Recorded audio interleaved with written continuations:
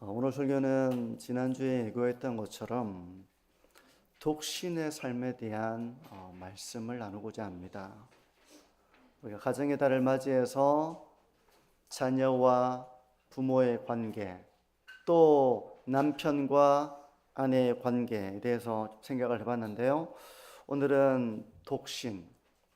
독신하면 우리가 결혼하지 않은 미혼의 사람들을 향한 말씀이다 라고 생각하실 수 있겠지만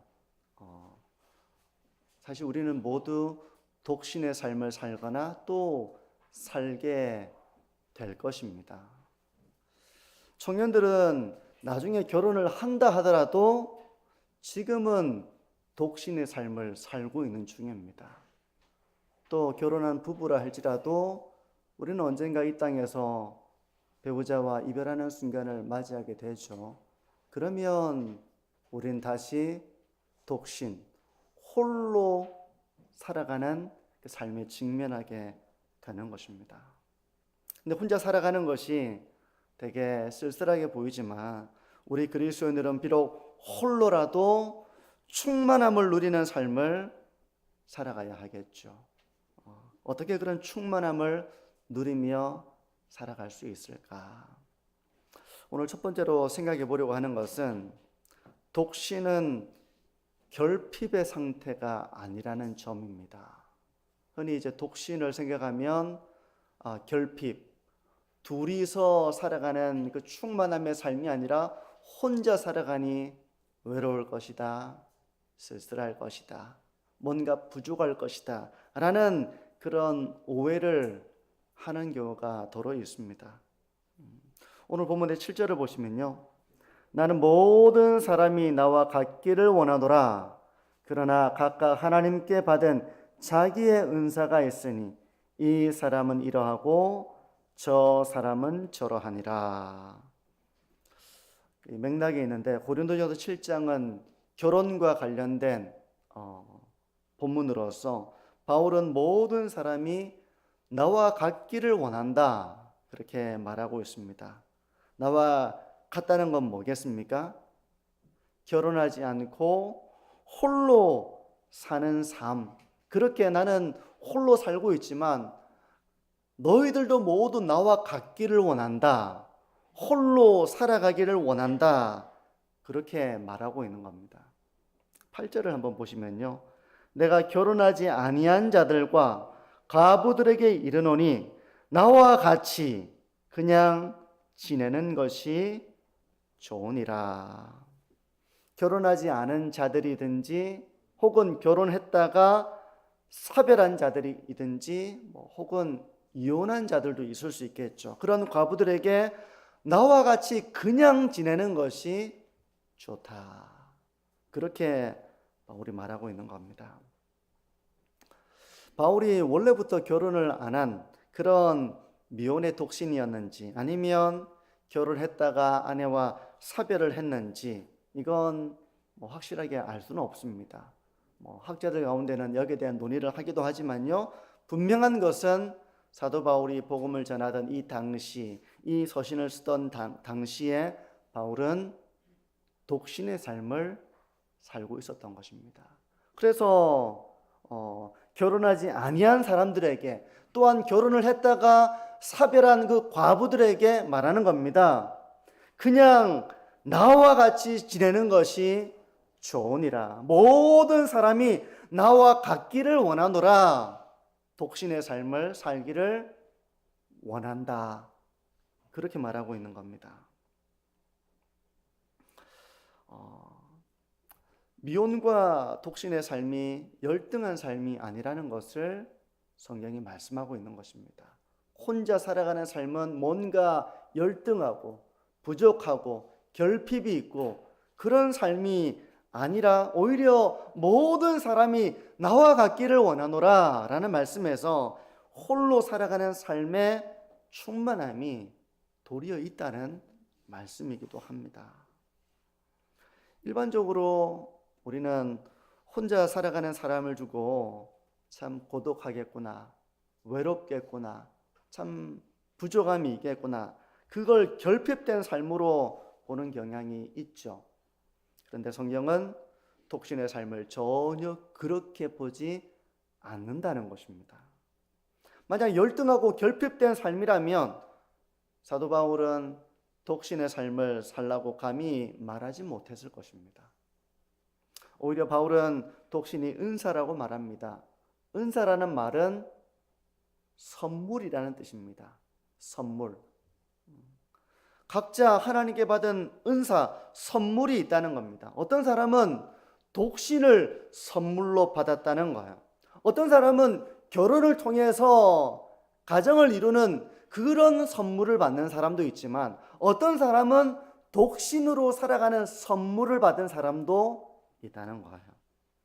하나님께서 각자에게 주신 은사가 다르다는 것입니다.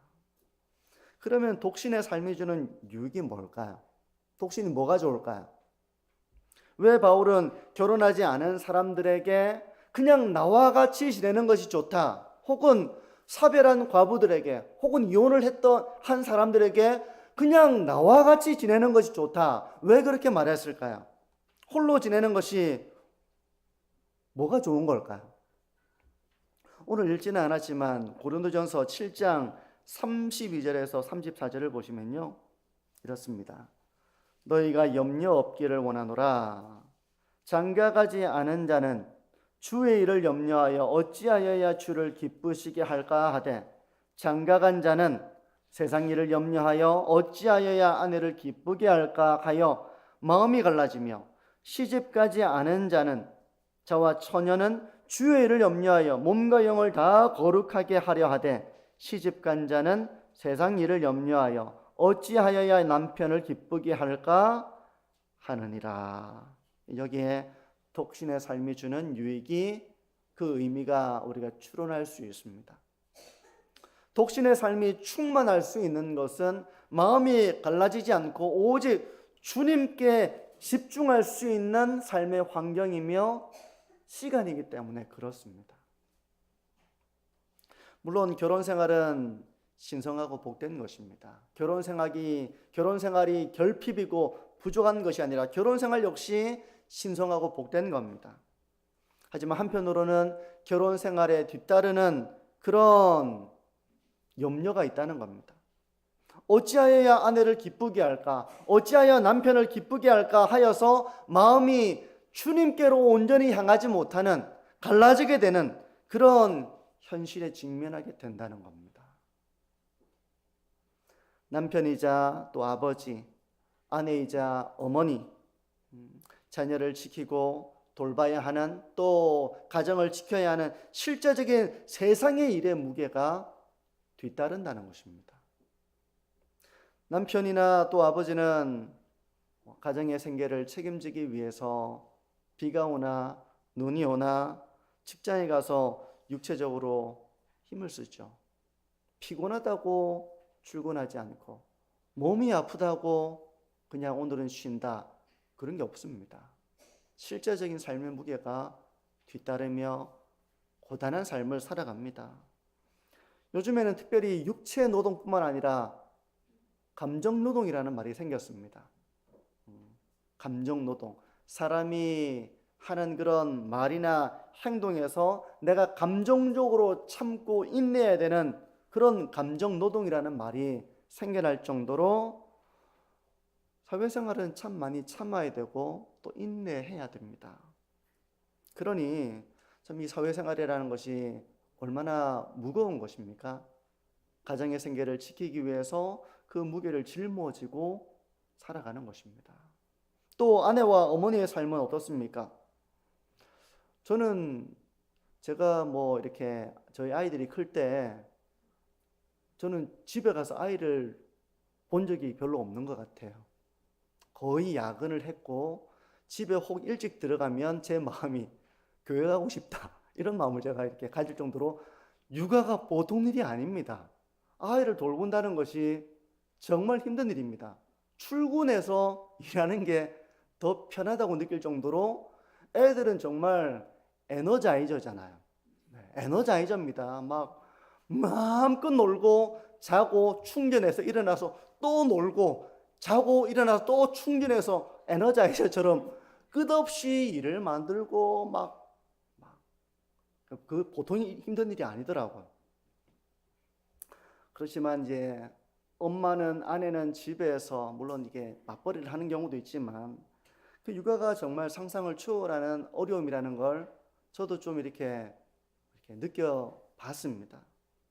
자기 자식이니까 귀엽고 사랑스러워서 참 수고스럽지만 그 수고도 모르고 이렇게 키우지만 자녀를 키우고 집안일을 하고 또 빈틈을 메우는 그 일이 고생스럽기는 마찬가지예요. 고생스럽게 마찬가지입니다. 마치 아름다운 정원이 있으면 참 좋잖아요. 근데 그 정원을 아름답게 가꾸기 위해서는 실제적인 수고가 뒤따릅니다. 물도 줘야 되고요. 가꿔줘야 됩니다. 근데 독신의 삶은 그런 삶과 비교했을 때, 이 결혼의 삶과 비교했을 때 상대적으로 자유롭고 또 주님께 집중할 수 있는 그런 유익이 있다는 것입니다. 어떤 사람은 결혼 생활을 통해서 하나님이 주시는 위로와 기쁨을 누립니다. 그런 선물, 그런 하나님의 은사, 그런 선물을 누립니다. 또 어떤 사람은 독신의 삶을 통해서 그리스도 안에서 충만함을 누리며 그 선물을 누리기도 한다는 것입니다. 사람마다 하나님이 주시는 선물이 다르지만 독신도 그 나름대로의 선물이 있음을 성경은 말씀하고 있는 것입니다. 그런데 이 독신의 삶을 충만하게 누리기 위해서 우리가 이제 집중해야 될 그런 삶이 있습니다. 어떻게 하면 독신이 외롭고 결핍된 삶이 아니라 충만함을 누리는 삶이 될 수 있을까? 독신은 특별한 하나님의 은사예요. 근데 그 충만함을 누리기 위한 영적인 비결이 있습니다. 첫 번째는요, 무엇보다 그리스도와의 충만한 교제를, 풍성한 교제를 누리는 기회로 삼아야 한다는 것입니다. 결혼 생활도 마찬가지잖아요. 결혼 생활도 서로가 서로를 향해서 가까워지는 시간이 아니라 각자는 하나님께로 나아가면서 하나님 안에서 서로가 하나됨을 이루어 나가는 것이 부부의 삶, 가정의 삶이기 때문에 부부 역시 그리스도와의 친밀함을 누려야 됩니다. 독신도 마찬가지예요. 주님께 집중하며 그리스도와의 풍성한 교제를 누리는 시간과 기회와 환경으로 독신의 삶을 그렇게 가져야 한다는 것입니다. 인간은 누구나 근원적인 고독을 안고 태어납니다. 함께 있어도 외로울 수 있는 것처럼 인간은 그 무엇으로도 채워지지 않는 빈 공간을 가지고 살아갑니다. 때로는 참 외로워요. 사랑하는 사람이 곁에 있어도 말할 수 없는 외로움을 가지고 살아갑니다. 근데 그 빈자리는 배우자가 다 채워줄 수 없습니다. 살아가는 자녀가 또는 부모가 다 채워줄 수 없습니다. 오직 우리의 영혼의 주인이신 그리스도와 인격적인 교제와 연합을 통해서 그 갈증은 해결이 되고 채워지는 것입니다. 그러니까 독신의 삶이 복될 수 있는 것은 주님께 집중하며 그리스도와의 풍성한 교제를 누릴 수 있는 기회이기 때문에 그런 것입니다. 그러면 그리스도와의 교제를 누린다는 건 어떤 겁니까? 이게 되게 추상적으로 생각될 수 있잖아요. 그리스도와의 교제를 누린다는 건 뭘까? 이건 단순히 어떤 주의를 지키고 예배에 참석하고 봉사를 하고 하는 어떤 이런 겉으로 가시적인 의무에 참여하는 것을 넘어서서 우리는 삶의 순간에 많은 고민과 갈등과 삶의 문제에 직면하면서 살아갑니다. 그게 없는 사람은 없어요. 건강이 나의 문제가 될 수도 있고 자녀가 부모의 참 기도 제목이 될 수도 있고 또 여러 가지 삶의 문제 가운데 우리가 직면하게 되는 것이죠. 그런데 그런 가운데에서 주님을 찾고 주님을 의지하고 주님과 교제를 누리면서 지금 내가 살아가는 이유가 무엇이며 내가 존재하는 이유가 무엇이며 내 삶의 가치가 무엇인가를 주 안에서 발견해 나가는 과정입니다. 날마다 그게 필요한 거예요. 전에 제가 이 파인애플 스토리라는 이야기를 설교 때 했던 기억이 나십니까? 그 이야기를 잠깐 다시 한번 해보면요. 한 선교사님이 파푸아 뉴기니에 선교사로 나가서 이제 거기서 선교 활동을 하는 겁니다. 그러니까 선교사니까 얼마나 주님의 일에 헌신을 했겠습니까? 근데 거기서 가니까 자기가 그동안 살아오면서 누렸던 것들을 누릴 수가 없죠. 파푸아 뉴기니는 그런 문명으로부터 이렇게 분리된 그런 원주민들이 살아가는 곳이기 때문에 누릴 수가 없는 겁니다. 근데 이분이 파인애플이 먹고 싶었던 것 같아요. 그래서 파인애플 나무를 심습니다. 7년을 기다려서 심는데 수확의 기쁨도 잠시, 원주민들이 그 파인애플을 다 뺏어가잖아요. 다 가져가잖아요. 선교사님 같으면 어떻게 됩니까? 괜찮습니다. 여러분 다 가져가시기 바랍니다. 이렇게 해야 되는데 이 선교사님이 화가 나는 거죠. 그 파인애플 밭은 내 밭인데 물어보지도 않고 싹 다 뺏어가니 이 선교사님이 화가 난 겁니다. 그래가지고 막 진료소도 문을 닫아버리고 더 뺏어가면 진료소 이제 운영 안 합니다. 아파도 약 안 줍니다. 이렇게 이제 한 겁니다. 그렇게도 계속 원주민들이 파인애플 없다가 생겨났으니 이게 얼마나 맛있습니까? 가져가서 야금야금 이걸 따먹으니 계속 화가 나는 거죠. 그래서 막 못 따가게 하려고 막 가진 일을 다 동원했어요. 마음이 편치가 않은 거예요. 이 순간이 바로 이 선교사님이 주님과의 교제가 필요한 순간입니다. 일은 하고 있지만 그에게 평안이 없습니다. 주님의 일을 사역을 하고 있지만 이 사람들이 싫은 거예요. 미운 거예요. 사역이 제대로 안 되는 거죠. 근데 휴가차 맞이해서 한 집회에 참석을 하게 되고 집회 말씀의 메시지가 모든 것을 주님께 양도하라는 겁니다. 너의 모든 권리를, 당신의 모든 권리를 주님께 양도하라 라는 말씀에 그가 자기의 삶을 돌아보게 된 거예요. 아, 내가 이 파인애플 밭을 주님께 드리지 않았구나. 이 내 거라고 내가 부둥켜 안고 내가 붙잡고 있으니 내가 이걸 지키려고 했고 이걸 가져가는 것을 내가 분노했고 주님께 양도를 한 겁니다.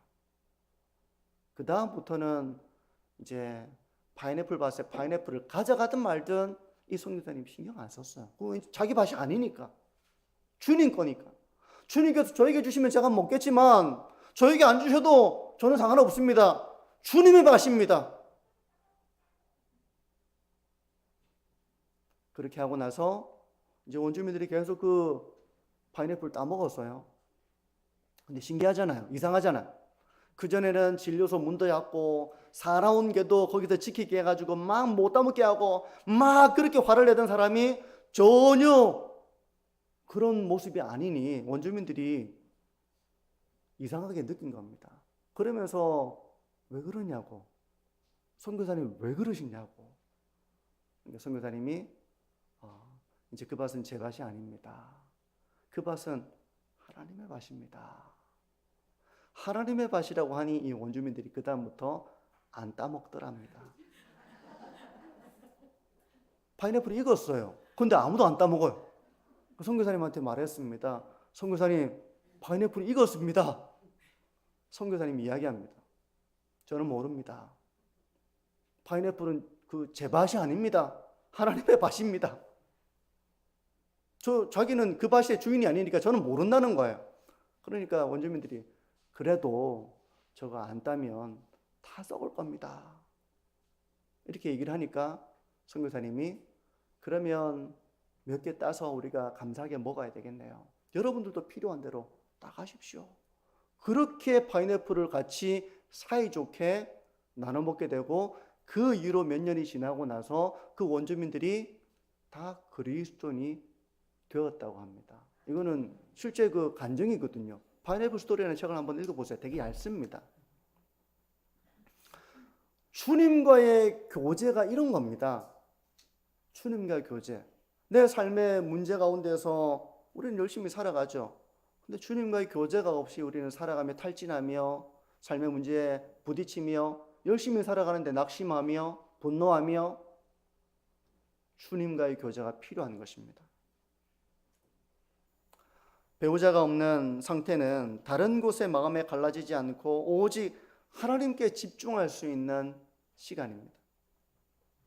지금 아직 이제 결혼하기 전인 우리 학생들, 청년들, 독신으로 살아가는 청년들, 그리고 결혼을 했지만 배우자를 먼저 떠나보낸 이별한 성도님들도 계시겠죠. 그 순간을 결핍과 외로움의 시간으로 생각하지 말고 그 순간을 주님께 더욱더 집중하며 주님과의 풍성한 교제를 누리는 기회로 삼으셔야 됩니다. 안 그러면 이 시간이 나에게 외로움과 괴로움과 슬픔과 결핍의 시간이 되는 거예요. 주님과의 풍성한 교제를 누릴 수 있어야 됩니다. 청년들이 그 시간을 그렇게 잘 보낼 수 있어야지 나중에 배우자를 진정으로 사랑할 수 있게 됩니다.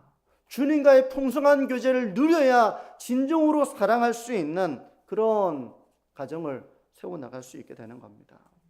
그리고 이 시기에 배워야 하는 것은 자족입니다. 자족. 함께할 사람이 없어서 나는 불행하다라는 생각이 아니라 비록 혼자가 되었지만 독신의 삶을 살아가지만 그리스도 한 분만으로 충분하다. 충분함을 경험하고 자족함을 배워나가는 시간이 되어야 합니다. 저도 한 번씩 이제 이렇게 가정 모임에서 아이들과 제 아내와 이렇게 교제하면서 언젠가는 우리가 다 떠나게 되잖아요. 제가 먼저 떠날 수도 있고 제 아내가 먼저 떠날 수도 있습니다. 저희는 이런 이야기를 합니다. 신앙 안에서. 근데 제가 먼저 천국에 가든지 아내가 먼저 천국을 가든지 저는 이 자족을 배워나가는 삶이 되면 좋겠다. 그런 생각을 합니다. 이 자족을 배워나가는 삶. 혼자가 되어서 절망에 빠지고 외로움에 빠져서 참 결핍으로 빠져드는 삶이 아니라 주님 한 분만으로 충만함을 누리는 그런 삶을 배워나가며 그리스도 한 분만으로 충분함을 배워나가는 이 자족을 배워나가는 삶이 되면 좋겠다. 우리가 청년 여러분 또 혼자가 되신 성도 여러분, 이 시간은 결핍의 시간이 아니라 오히려 주님께 집중함으로 말미암아 주님과의 풍성한 교제를 누려서 그 충만함을 맛보시는 신앙의 여정 되시기를 주님의 이름으로 축복합니다.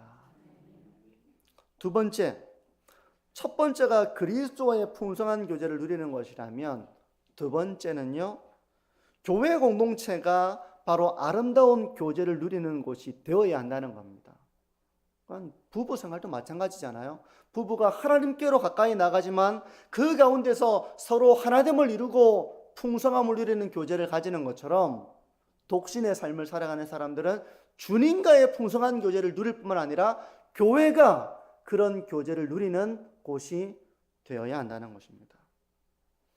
비록 결혼한 부부와 같은 그런 정도의 친밀함은 아니라 하더라도 교회 공동체, 그리스도인의 공동체는 바로 그런 친밀함을 누리는 곳이 되어야 한다는 것입니다. 건강한 교회 공동체는 자기 혼자만의 유익을 구하지 않습니다. 좋은 부모는 어떻습니까? 좋은 부모는 자기의 유익을 먼저 구하는 것이 아니라 자녀들의 유익을 생각하죠. 그래, 휴일이 되어도 부모가 좋은 곳으로 가기보다는 아이들이 좋은 곳으로 갑니다. 아이들이 즐겁게 보낼 때 다 같이 즐거울 수 있는 것이죠. 그래서 그걸 위해서 기꺼이 양보하고 희생합니다. 좋은 부모는 그렇게 합니다. 비록 완벽하지는 않지만, 부모가 완벽하지는 않지만 그럼에도 불구하고 그런 희생과 사랑과 양보가 있기 때문에 그 가정이 화목한 가정으로 유지되는 겁니다. 마찬가지로 신앙이 좋은 성도들이 자기의 유익을 구하지 않고 주의 몸된 교회를 위해서 건강하고 아름다운 그런 교회로 세워나가기 위해서 신앙이 좋은 성도들은 기꺼이 자기를 양보하고 희생합니다. 그러면서 교회 공동체를 세워나가는 거예요. 저는 우리 성도님들이 많이 양보하시고 자기를 희생함으로써 교회 공동체를 아름답게 세워나가시기를 부탁드립니다.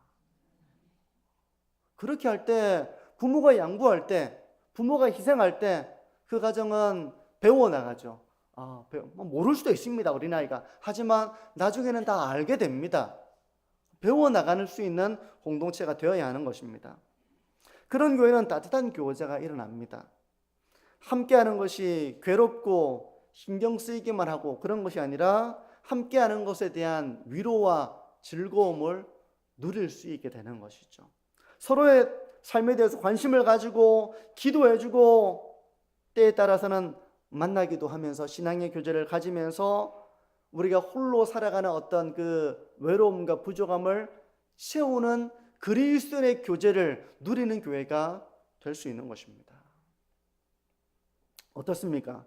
우리 교회는 마음을 열 수 있는 곳입니까? 아니면 마음을 열었다가는 오히려 오해를 받고 좋지 않은 소문이 퍼져가는 곳입니까? 만약에 후자라면 그 교회는 진정한 교제가 일어나기가 어려울 겁니다. 어떤 목사님이 이런 말을 하던데요. 제가 좀 이렇게 신선하다라고 생각했던 말이 있습니다. 교회는 마음껏 자랑할 수 있는 곳이 되어야 합니다. 이런 말을 하더라고요. 교회는 마음껏 자랑할 수 있는 곳이 되어야 합니다. 보통 다른 사람이 자랑하면 어떻습니까? 어떠세요, 우리 성도님들? 다른 사람 자랑하면 그걸 좀 기쁘게 들으십니까? 아니면 좀 시기가 생기고 불편하게 들으십니까? 근데 교회는 마음껏 자랑할 수 있는 곳이 되어야 한다라는 말에 제가 좀 신선한 충격을 받았습니다. 보통 자랑하면 안 됩니다. 주님은 자랑해야 됩니다. 이렇게 하면서 자랑하지 못하도록 우리가 좀 이렇게 교회에서 말을 많이 하는데, 근데 되게 좀 신선했던 것 같아요. 근데 자녀들이 부모에게 와서 자랑하면 부모가 그 말을 듣기 싫어합니까? 듣기 좋아합니까? 듣기 좋죠. 자녀가 막 자랑하면 그걸 가지고 시기하고, 그래 니는 행복하지? 뭐 이렇게 아빠 엄마는 지금 이렇게 사는데 니 행복하지? 니도 좀 괴로움을 맛봐야 돼. 이렇게 하는 부모가 없잖아요. 부모가 그걸 기쁘게 듣습니다.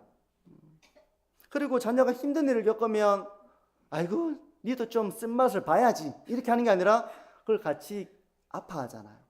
근데 교회가 그럴 수 있어야 한다는 겁니다. 자랑하는 사람이 있으면 참 잘됐다, 참 잘됐다 이렇게 같이 즐거워해 줄 수 있는 곳이 교회여야 한다. 어려운 일을 당하면 은근히 좋아하는, 남의 슬픔을 나의 기쁨으로 담는 것이 아니라 같이 슬퍼하는 곳이 교회가 되어야 하는 것입니다.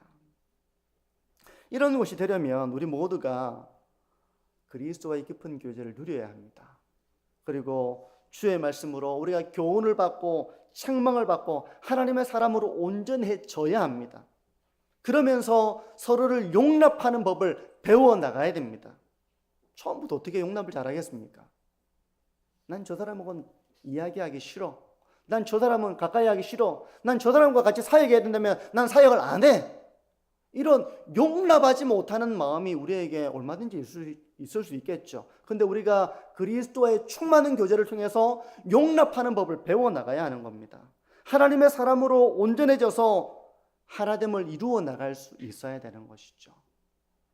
교회는 그런 곳이 되어야 하고 그리스도인의 친밀함을 맛보는 공동체가 되어야 합니다.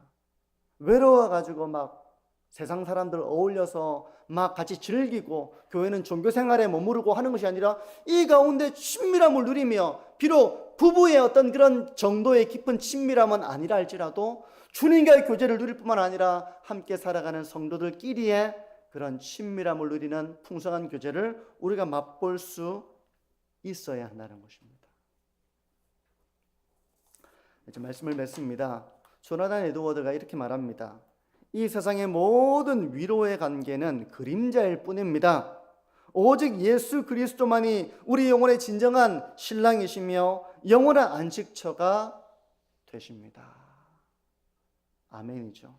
우리가 사랑하는 사람을 만나 결혼하기 전까지 우리 청년들은 독신의 삶을 살아야 됩니다.